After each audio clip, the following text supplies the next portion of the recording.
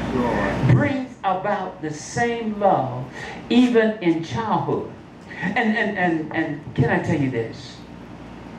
In the study that they have already proven, and you see this, when folks go to court, you know how when they sentence that you're going to have life, and you notice so many of the young people, they don't move. They're tough. I'm supposed to be hard and all that sort of thing. They say, look, you're going to get 80 years. And they just sit there like you've never said a word. Now, stay with me. Now, one of the reasons why,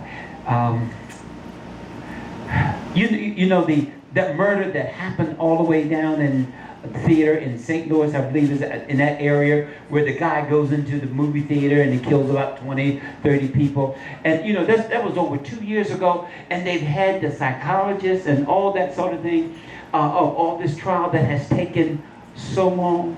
Well, just to help us a little bit, is that if you ever notice, they always go back when they have the psychologist.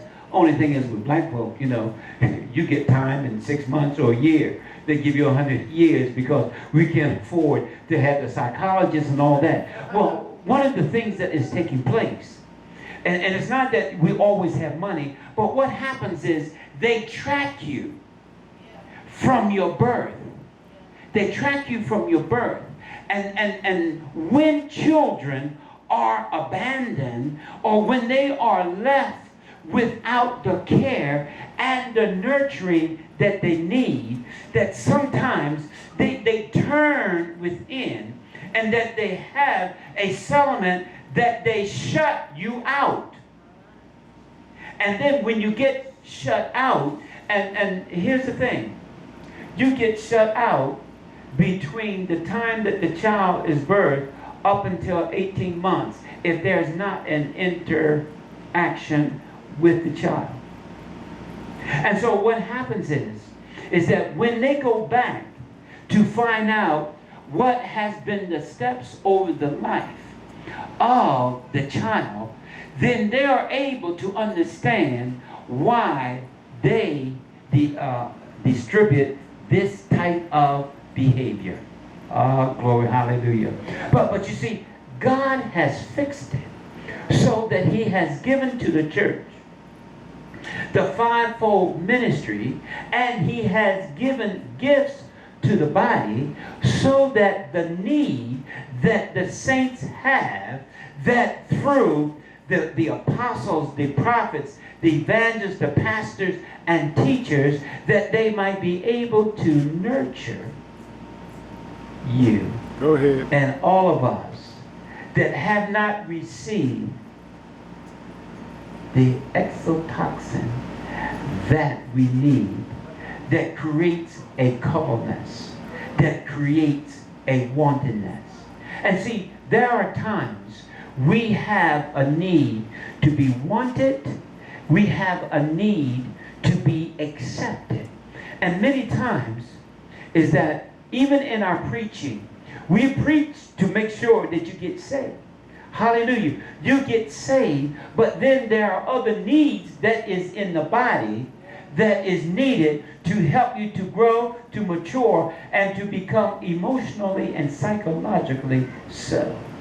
And so that's why Ephesians 4:11, for the perfecting or for the maturing of the saints. Because if I didn't have a father, hallelujah, I still have the love and the cuddleness to minister to me, to give me what I need, to help me to become a stable man, to help me to become a stable woman.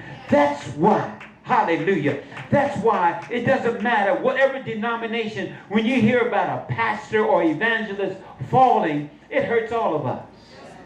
And we don't really know why it hurts us. Because God has put diamonds in our lives.